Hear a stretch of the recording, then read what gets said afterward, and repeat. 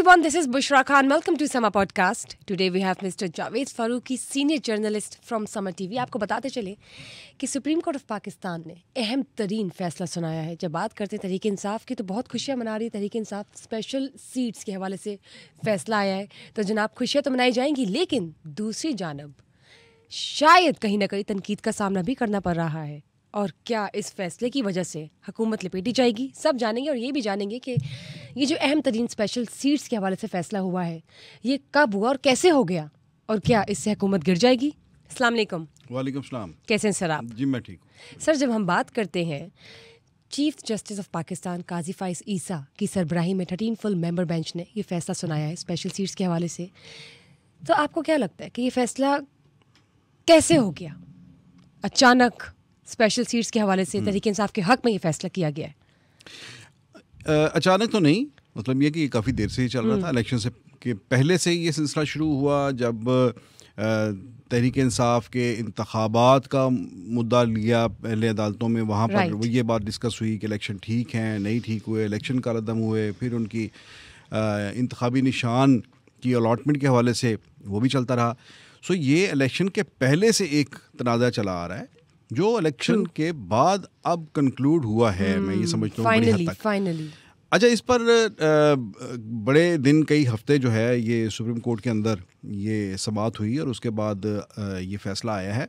और ये बड़ा एक कन्विंसिंग डिसीजन है जिसमें 8 जजेस ने तो बराह रास्त इस फैसले सपोर्ट किया, बिल्कुल इस पिटीशन को एक्सेप्ट किया. हाँ जी. अच्छा, पिटीशन को भी एक्सेप्ट कैसे किया है कि वो पीटीआई के हक में एक्सेप्ट किया है. जो असल पिटिशनर थे उनको तो कुछ नहीं मिला, ये बात भी एक हो रही है. खैर आगे चल के बात करते हैं. और दूसरी तरफ ये है कि वो स्पेशल सीट्स जो हैं वो मतलब जो इस्तदा की गई थी कि वो सुन्नी इत्तेहाद कौंसिल को मिले, जब उस केस को खोला गया तो उसमें वो केस जो था वो सुन्नी इत्तेहाद कौंसिल की बजाय पीटीआई का केस बन गया कि ये असल इसके अंदर जो मुतासरा फरीक है वो पीटीआई है. तो अदालत ने कह दिया कि ये स्पेशल सीट्स जो हैं ये पीटीआई का राइट है. बिल्कुल. और आपने ये जो तकसीम कर दी है इलेक्शन कमीशन ने, ये गलत है. आपने सुप्रीम कोर्ट के जो जजमेंट थी उसे सही इंटरप्रेट नहीं किया, आपने उसकी गलत तशरीह की है. सो ये एक फ़ैसला सामने आया है और ये बहुत बड़ा फ़ैसला है पाकिस्तान की सियासत के हवाले से. दो इसकी वाज़े तौर पर जो इसके पहलू हैं, एक तो ये है कि कानूनी और आइनी तौर पर ये क्या है, वो तो जो लॉयर्स हैं, जो कानूनी माहिरीन हैं, वो इस पर ज़्यादा बेहतर रोशनी डाल सकते हैं. दूसरा पहलू इसका ये है कि इसकी पॉलिटिकल इम्प्लिकेशंस क्या हैं, सियासी असरात इसके क्या हैं, वो भी बड़े ज़बरदस्त हैं. और ये आपकी सियासत के अंदर ये एक भूचाल आ गया है. इससे इम्पैक्ट पता है, पॉलिटिकल इम्पैक्ट क्या पड़ने वाला है? हाँ देखिए, इसमें फौरी तौर पर तो कोई फ़र्क नहीं पड़ेगा, यानी कि हाउस के अंदर कोई फ़र्क नहीं पड़ेगा. यानी ये नहीं है कि हिज़्बे इक़्तिदार जो है वो अपनी अक्सरियत खो बैठेगी. और ये वज़ीर आज़म शहबाज शरीफ जो हैं आज वज़ीर आज़म नहीं रहे इस फैसले के बाद. नहीं, ऐसा नहीं है. अभी भी जो हुकूमती अलायंस है जिसमें पीपल्स पार्टी उनके साथ है, मुस्लिम लीग नून के साथ है, वज़ीर आज़म को सपोर्ट कर रही है, MQM उनके साथ है, और भी अलाइज जो हैं वो उनके साथ हैं. तो वो तकरीबन 209 की फ़िगर उनके पास अभी भी मौजूद है. सो वो उन्हें जब तक इसमें फ़ैसला कुन जो किरदार है वो अलाइज का है, यानी जब तक पीपल्स पार्टी इनके साथ खड़ी है तो हुकूमत को खतरा ही नहीं है. देखिए, मुस्लिम लीग नून तो वैसे भी मेजॉरिटी पार्टी है ही नहीं. और इस फैसले से एक और चीज़ सामने आई, वो ये कि पीटीआई जो हिज़्ब इख्तिलाफ की पार्टी है, हाँ जी, वो सिंगल लार्जेस्ट पार्टी पहले भी थी लेकिन अब ज़्यादा बड़ी सिंगल लार्जेस्ट पार्टी बनेगी. और देखें कितनी 23 कौमी असम्बली की सीटें जो हैं वो उसे मिल रही हैं, जो इससे पहले उसकी थी. लेकिन यह है कि मुस्लिम लीग नून, पीपल्स पार्टी, JUI, MQM इनमें तकसीम हो गई थी. ठीक है ना. अब ये 23 सीटें जो हैं ये वापस पीटीआई को वापस मिल जाएंगी. और पीटीआई जो है वो तकरीबन 110 के करीब उसके मेंबर्स जो हैं वो, या शायद इससे भी ज़्यादा हो जाएंगे. सो ये एक बहुत बड़ी उनकी अचीवमेंट है. और मैं तो ये कहूँगा कि जैसे पहले माजी में होता है कि जब भी कोई जजमेंट आती है सुप्रीम कोर्ट की तो एक फरीक उससे नाराज़ हो जाता है, दूसरा मिठाइयाँ बांटने लगता है. लेकिन मैं ये यहाँ पर कहूँगा कि अभी रुक जाए, ना तो ये मिठाई के टोकरे खोलें, ना भंगड़े डालें इस पे, और ना ही तनकीद करने वाले जो हैं वो अपने तर्कश जो है वो संभाल कर रखें। राइट। अपने तीर संभाल कर रखें और अभी तीरंदाजी मत करें। ये अभी आहिस्ता से देखें इस फैसले में से क्या निकलता है और इसके असरात क्या पड़ते हैं। ये बताएं, जब हम बात करते हैं मौलाना फजलुर रहमान साहब की, तो उन्होंने ये तजवीज़ क्यों किया है तहरीक इंसाफ को कि असेंबलियों से इस्तीफ़ा दे दें? देखिए, मौलाना फजलुर रहमान की जो तजवीज़ है ये 2-3 दिन पहले की है और आज के फैसले के बाद तो शायद चेंज हो जाए और भी इसकी डिफरेंट शक्ल हो जाएगी। देखिए ना, अब आज के जो फैसले में एक थोड़ा सा उसको मैं और उसका एक पहलू आपको मैं बताऊं, उसमें ये है कि जो सियासी पार्टी की रजिस्ट्रेशन और सियासी पार्टी का जो इंतखाबी निशान है इलेक्शन के अंदर, इन दोनों चीज़ों को अलग अलग से कर दिया है सुप्रीम कोर्ट ने। राइट। इससे पहले ये होता था, यानी आज की ये जो जजमेंट है मेरी नज़र में, इसके अंदर ये हुआ है कि जो पॉलिटिकल सिंबल जो होता था ना, इंतखाबी निशान जो होता था किसी भी पार्टी का, उसकी तो हैसियत ही चेंज कर दी सुप्रीम कोर्ट ने। और बल्ले का निशान भी वापस मिल गया। बिल्कुल। आप देखें ना, उनके नहीं, बल्ले का निशान नहीं वापस मिला। ना अच्छा। मैं तो कह रहा हूँ कि इंतखाबी निशान की तो हैसियत को ही रेलिवेंट कर दिया। सुप्रीम कोर्ट ने अपने फैसले में ये कहा है कि जो किसी पार्टी के साथ अगर किसी ने डिक्लेरेशन फॉर्म भी सबमिट कर दिया है अपने नॉमिनेशन पेपर्स के अंदर, तो वो उस पार्टी का मेंबर है। आपने उसे कैसे इंडिपेंडेंट कह दिया? ठीक है। इससे स्ट्रेट अवे हो क्या गया है कि कुछ मेंबर्स थे, गालबन कोई 49 की फिगर है शायद, उन लोगों ने अपने कागजात नामजदगी के साथ एक डिक्लेरेशन लगाया था कि हम पीटीआई के मेंबर हैं। सही। ठीक है। अच्छा, वो तो स्ट्रेट अवे उन्होंने झोली में डाल दिए पीटीआई के।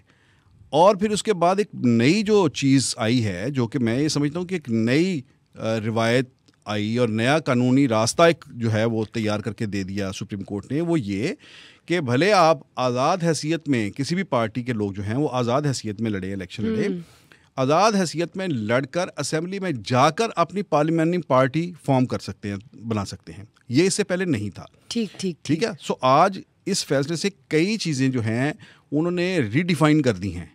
सो उन्होंने इसमें उन्हें ये भी कह दिया है कि आपने अगर डिक्लेरेशन दिया है तो वो तो स्ट्रेट अवे उसी पार्टी के मेंबर है। उन्हें कोई सुन्नी इत्तेहाद काउंसिल से भी ले लिया उन्होंने कहा ये पीटीआई के मेंबर है। आज तो वहाँ बल्कि खड़े होके आप ऐसे समझ सकते हैं कि अदालत ने ही पीटीआई की पार्लियामेंट्री पार्टी जो है वो बना दी है। ठीक है।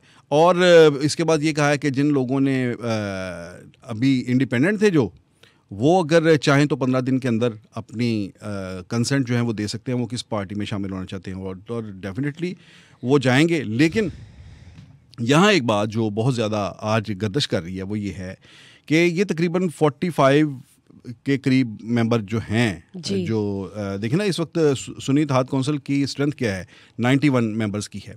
उन 91 में से एक सुन्नी इत्तेहाद काउंसिल के साहबजादा साहब हैं। ठीक है। बाकी सारी तो पीटीआई के लोग हैं।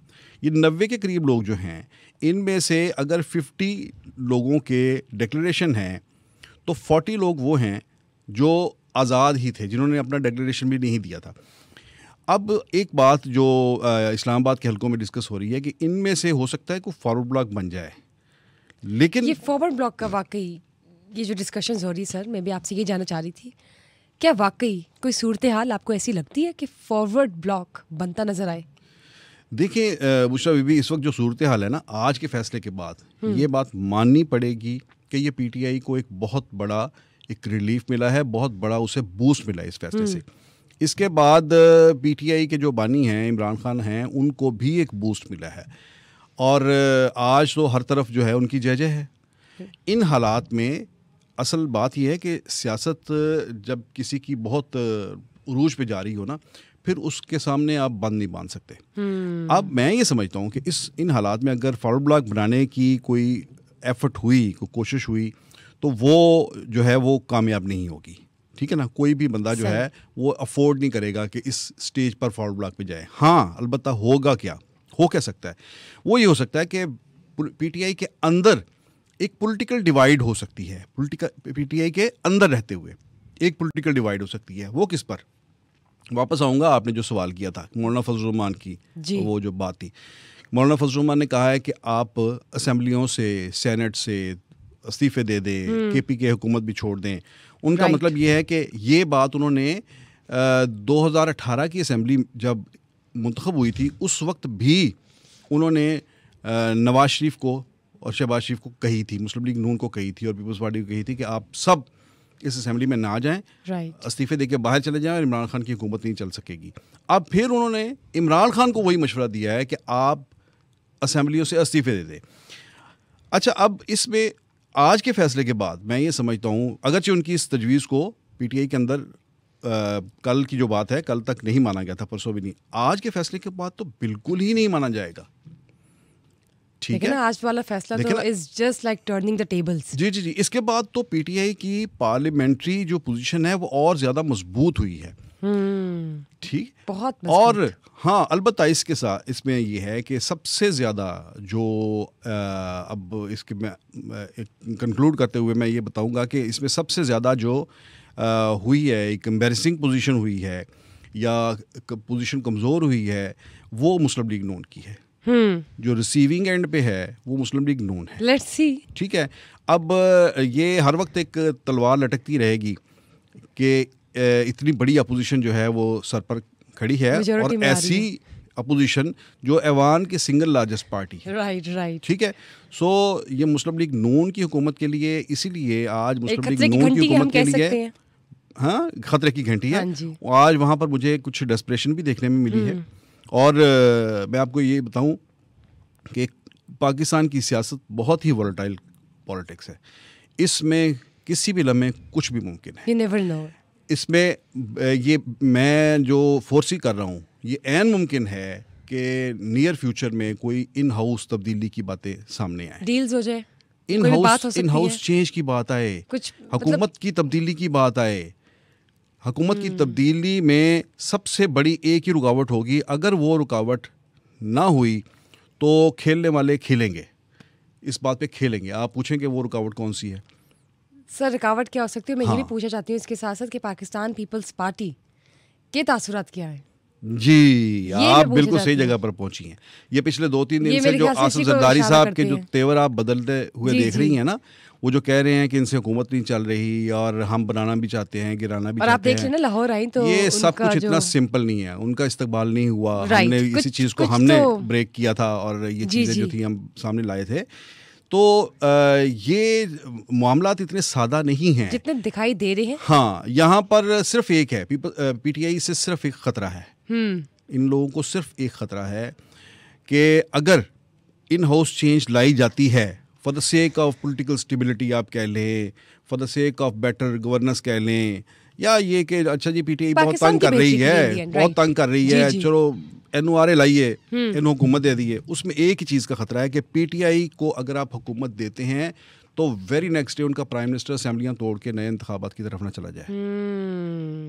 $1 in a million बात कर दिया। इस पर मैं जाते जाते आपको ये टिप दे रहा हूँ कि इस पर काम होगा या हो भी रहा है कि पीटीआई को किसी तरह से ये काम किया जाए। और इस वक्त अगर पीटीआई के साथ आपने हुकूमत बनानी है तो इस वक्त ये आइडियल पोजीशन ये है कि इस वक्त माइनस इमरान पीटीआई अवेलेबल है हाउस के अंदर। और आप इतना बड़ा इशारा फेंक रहे हैं कि minus Imran Khan PTI available है इस वक्त हाउस के अंदर। ऑल राइट, ठीक है।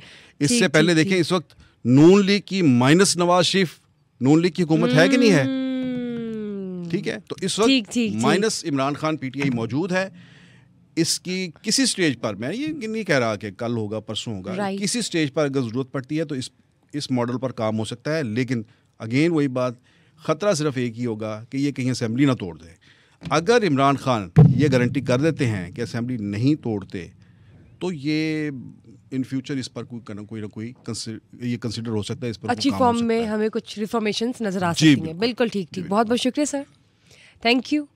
और आप ही के साथ हम समा पॉडकास्ट के अगले सेशन में बताएंगे कि न जाने अगले स्टेप्स क्या लिए गए, क्योंकि अभी तो खुशियां मनाई जा रही हैं इस फैसले पर स्पेशल रिजर्व सीट्स के हवाले से, लेकिन कहीं ना कहीं तनकीद का सामना भी करना पड़ रहा है तहरीक इंसाफ की पार्टी को। और जानेंगे कि आगे क्या फैसला होता है, क्या नया दिन क्या लेकर आता है। लेकिन इसके लिए देखते रहे Sama podcast. Till then stay tuned, bye bye.